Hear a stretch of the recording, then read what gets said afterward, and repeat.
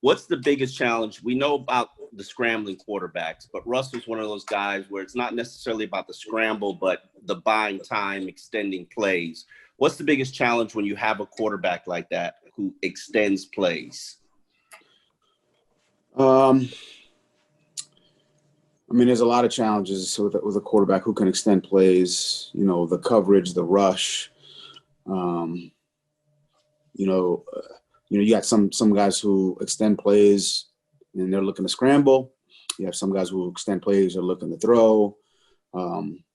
With Russell Wilson, it can be either or, and he's very good at both. So, you couple that with, they've got good receivers, they've got good backs, they've got a good O-line. Those receivers, I would say, in a scramble situation, they know where they want to go. Once they see him scramble, they've kind of lived it for a number of years. There's some rapport that's been built. So I know you want to say it's just Russell, but they kind of all work together in concert, trying to create big plays or create positive plays when he does extend the play. It's not like guys just stand around. they all work together and they do a good job of that. So, we need good rush. We need to try to, limit those opportunities where he does extend plays. But when he does get out, which he will, he's a good player. We got to do a good job in the back end of trying to plaster receivers when they try to uncover. But it'd definitely be a tough test, Omar. Adam? I wanted to ask you about Seattle's vertical passing game. It seems like the bulk of their big plays have come on deep throws to Metcalf. You guys in week 2 had some problems with those deep routes. Why do you feel like you're in a better position now than you were then? And just your thoughts on the challenge of DK Metcalf. I think to your point, Adam, they've got a lot of vertical threats. Obviously, the quarterback can get them the ball down the field, but you're defending the run game, you're defending the screen game, you're defending the short passing game. But the big plays, they're definitely looking for him. Metcalf's obviously a big play guy. Lockett's obviously a big play guy. So, they've got multiple weapons. We got to do a good job, defending the deep part of the field also, but also defending the intermediate part of the field in the run game and the screen game. So it's a big challenge. Obviously, those big plays are the ones you need to limit those. If you don't, then they just lead to scoring drives or scores on the play. So it's something that we've obviously we know and understand that, and we've got to try to limit as many of those big plays as we can. Joe Shad. Good morning, Flo. Once again, the team is doing well in the area of fewest penalties. And I'm wondering if you could kind of dig in on that topic. I was thinking about technique, self-discipline, and understanding rules and trends in the game. If you can kind of bite on that a little bit and explain some of the things that go into the fewest penalties. Well, I think our coaches do a good job of talking through what a penalty is, how to avoid them. So, Chan, Josh, Danny in the kicking game, I think those guys do a good job of coaching our players from that standpoint, how to play with good fundamentals or try to play with good fundamentals, good technique, good communication and penalty free. We understand that penalties, they can only hurt us. We try to, as a team, try to limit those penalties. Like, they happen. We understand that. It's not like we have none. They happen, but we try to, as best we can, use the techniques or understand what's going to get called, how it's going to get called, and then try to play in a way that we can be competitive. We can give ourselves an opportunity to play well, but not commit penalties. It's, we try to stress that, but we stress a lot of things. We tell these guys a lot, offensively, defensively, in the kicking game, whether it's communication, whether it's tackling, whether it's a fundamental, whether it's, And they I think they do a good job of, or we're getting better at taking everything we tell them and trying to apply it in game and in practice and then in the game. So our players work hard at it. Our coaches work hard at it from a penalty standpoint. And again, Joe, hopefully you didn't just jinx us. Safid? Good morning, Flo. Safid, I'm sorry I didn't cut my hair, man. I know you're going to say something. Let me just No, beat you I wasn't going to say nothing, man. I'm going to beat you to it, man. I'm going to beat you to it. I wasn't going to say nothing, man. I'm not looking too fresh either. You know what I'm saying? We you know, players myself, we need a couple days here and there, you know? Flo, I wanted to ask you, man, it's, you know, just because it's Seattle, have you been watching or has the Malcolm Butler play come up anytime within your thoughts? And if the Seahawks get to the one, are they going to run or are they going to pass it? Actually, no, that's not. I'm really focused on our team this year and their team this year, which, you know, there's plenty to think about there. You know, offensively, defensively, in the kicking game, this is a good football team, a very good football team. They're 3-0 for a reason. They play well in all phases. They play for 60 minutes. And that we're going to need a 60-minute, well-played, you know, high execution game to pull out a victory against a very well-coached, very talented team. So, no, you know, that's you know, that stuff. It's in the past. You know, that's where they are. I mean, they can't help us now. And then my energy's on our team right now, and you know, this week and really today, you know, our meetings, our walkthrough, our practice, trying to bring energy to that, and you know, preparing ourselves to put ourselves in a situation where we can hopefully play well on Sunday. They can do anything on the 1 yard line. I mean, they got a lot of options. You know, Russ can run.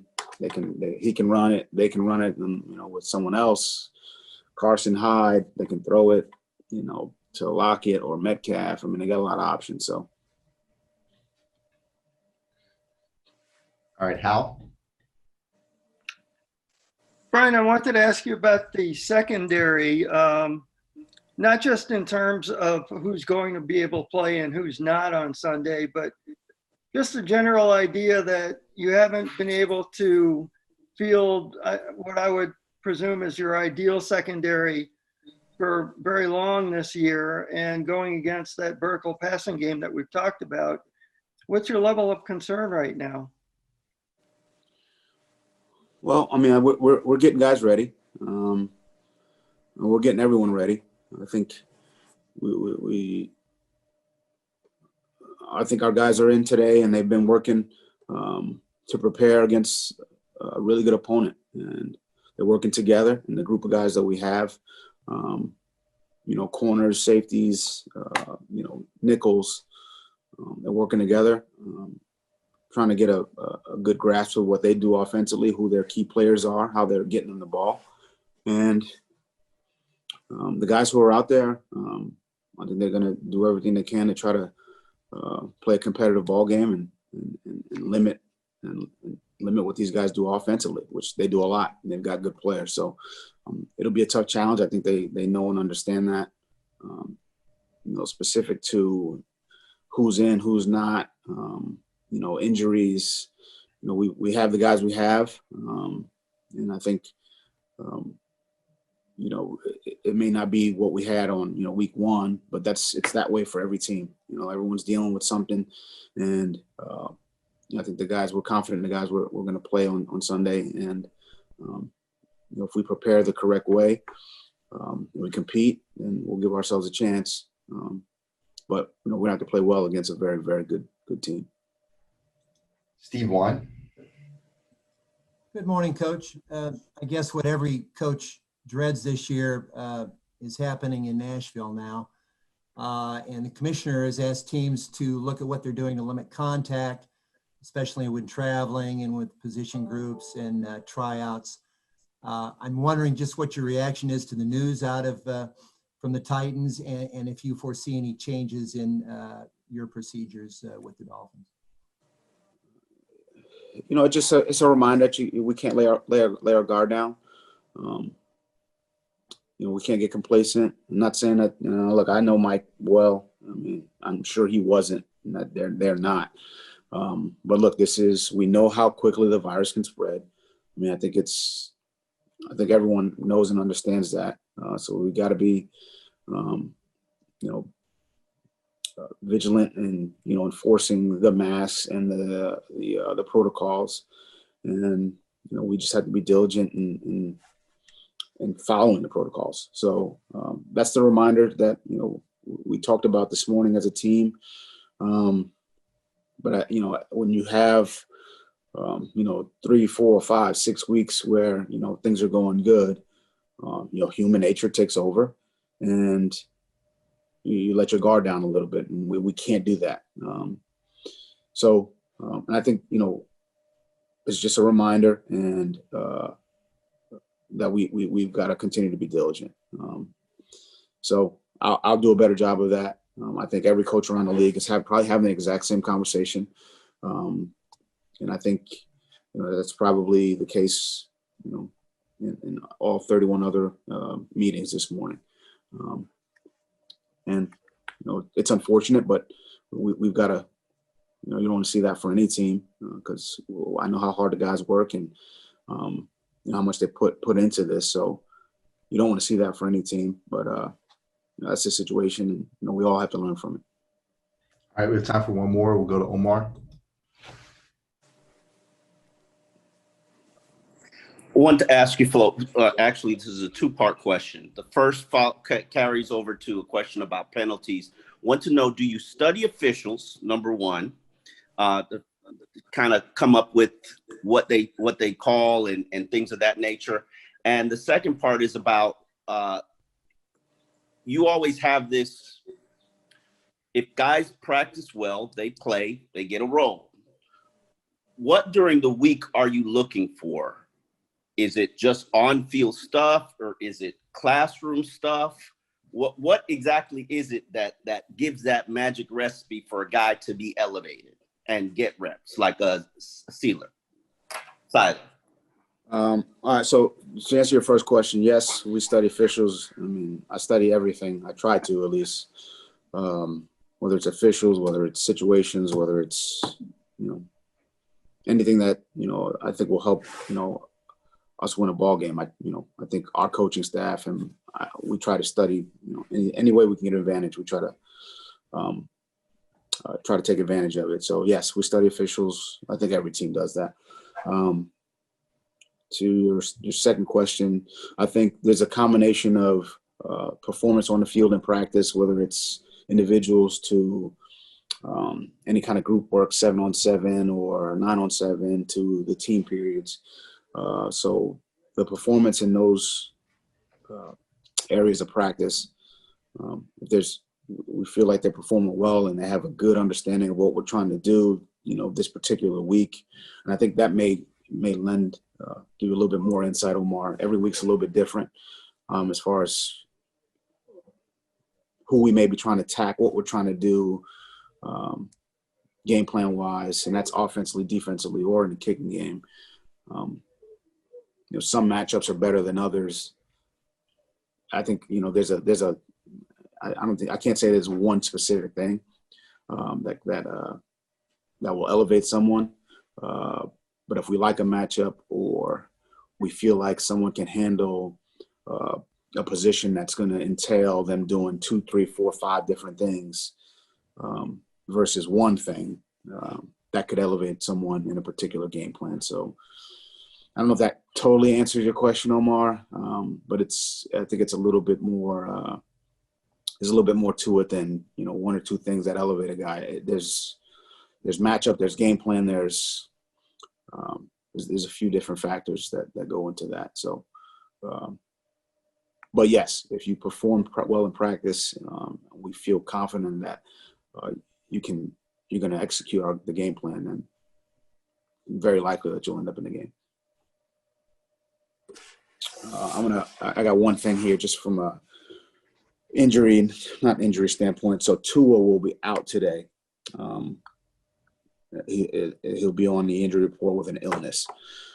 This is not COVID related. This is not a false positive. We've been through the protocols. We test every day. So we're confident saying that's not COVID related. It won't be on the COVID IR, but just wanted to let you guys know so you weren't blindsided at practice. So Tua won't be at practice today. Illness won't be on the COVID IR, not COVID related.